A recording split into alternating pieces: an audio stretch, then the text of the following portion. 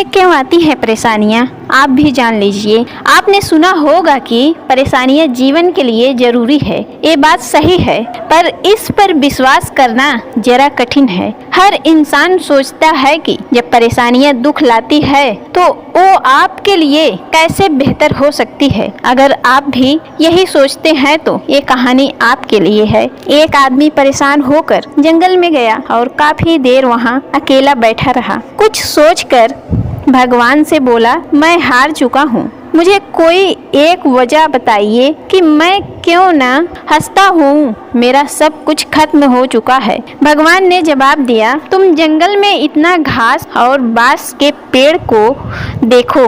जब मैंने घास और इस बांस के बीज को लगाया, मैंने दोनों की देखभाल बराबर की, पानी दिया, बराबर प्रकाश दिया। घास बहुत जल्दी बड़ी होने लगी और इसने धरती को हरा भरा कर दिया, लेकिन बांस का बीज बड़ा नहीं हुआ। लेकिन मैंने बांस के लिए अपनी हिम्मत नहीं हारी। भगवान ने बोलना जारी रखा। दूसरे साल घास और घनी हो गई, उस पर झाड़ियां आने लगी, लेकिन बांस के बीज में कोई ग्रोथ नहीं हुई। लेकिन मैंने फिर भी बांस के बीज के लिए हिम्मत नहीं हारी। तीसरे साल बांस के बीज में कोई वृद्धि नहीं हुई, लेकिन मित्र मैंने फिर भी हिम्मत नहीं हारी। चौथे साल भी कोई ग्रोथ नहीं हुई, लेकिन मैं लगा रहा। भगवान ने आगे कहा, 5 साल बाद उस बांस के बीज से एक छोटा सा पौधा अंकुरित हुआ। घास की तुलना में ये बहुत छोटा और कमजोर था, लेकिन केवल 6 महीने बाद यह छोटा सा पौधा 100 फीट लंबा हो गया। मैंने बांस की जड़ को इतना बड़ा करने के लिए 5 साल का समय लगाया। इन 5 सालों में इसकी जड़ इतनी मजबूत हो गई कि 100 फीट से ऊंचा बांस को संभाल कर सके।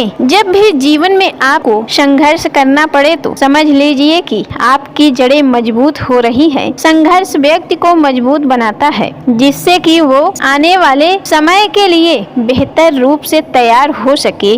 भगवान कहीं और नहीं, आपके दिल में बसते हैं। ईश्वर को ढूंढने के लिए उसे महसूस करने की जरूरत है तो हर शख्स में बसते हैं।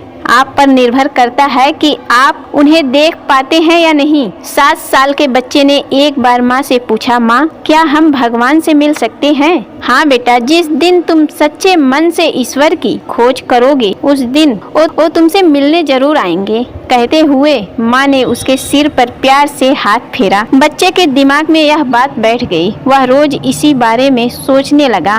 एक दिन उसने बिना सोचे कि आज वह ईश्वर के साथ बैठकर खाना खाएगा, उसने 4 रोटियां बांधी और घर में बिना कुछ बताए वह एक और चल पड़ा। चलते चलते बच्चा बहुत दूर निकल गया। वह सुबह से शाम हो गई। थकान और भूख के कारण उसका बुरा हाल हो गया। तभी उसे कुछ दूरी पर एक तालाब नजर आया। उसके एक किनारे पर कोई महिला बैठी हुई थी। बच्चा उस महिला की ओर देखा। उसकी उम्र लगभग 70 या 80 साल रही होगी, लेकिन इसके बावजूद उसकी आंखों में गजब की चमक थी। वह महिला भी उसे देखकर मुस्कुराई और प्यार से उसके सिर पर हाथ फेरा। बच्चे को लगा जैसे वह इस सुनसान जंगल में उसी का इंतजार कर रही थी। बच्चा वहीं पर बैठ गया। तभी उसे अपनी भूख का एहसास हुआ। उसने थैले से रोटी निकाली और खाने लगा, लेकिन अगले ही पल में उसे अपनी ताकत का एहसास हुआ। उसने एक रोटी बुजुर्ग महिला की ओर बढ़ाई और मुस्कुरा कर बोला, माई रोटी खाओगी? यह देखकर महिला के चूड़ियों वाले चेहरे पर अजीब सी खुशी आ गई और आंखों से खुशी के आंसू बहने लगे। यह देखकर बच्चा बोला, तुम क्यों रो रही हो माई? क्या तुम्हारा कोई सामान खो गया है? नहीं बेटा, ये तो खुशी के आंसू हैं। महिला ने बच्चे के सिर पर हाथ फेरा। आज मेरी हर इच्छा पूरी हो गई। यह सुनकर बच्चा मुस्कुरा दिया। उसने अपने हाथ से रोटी तोड़कर बुजुर्ग महिला को खिलाई। यह देखकर फिर से महिला की आंखों से आंसुओं की धारा बह चली। उसने भी अपने हाथ से बच्चों को रोटी खिलाई और उसे दुलार किया। रोटी खाने के बाद बच्चे को अपनी माँ की याद आई। उसे लगा कि घर पर माँ परेशान हो रही होगी, इसीलिए उसने उस बुजुर्ग महिला से इजाजत ली और अपने घर वापस लौट पड़ा। बच्चा जब अपने घर पहुंचा तो माँ दरवाजे पर ही मिल गई। उसने बच्चे को अपनी गोद में उठा लिया और उसने जोर जोर से चूमने लगी। यह देखकर बच्चा बोला, माँ आज मैं भगवान से मिला।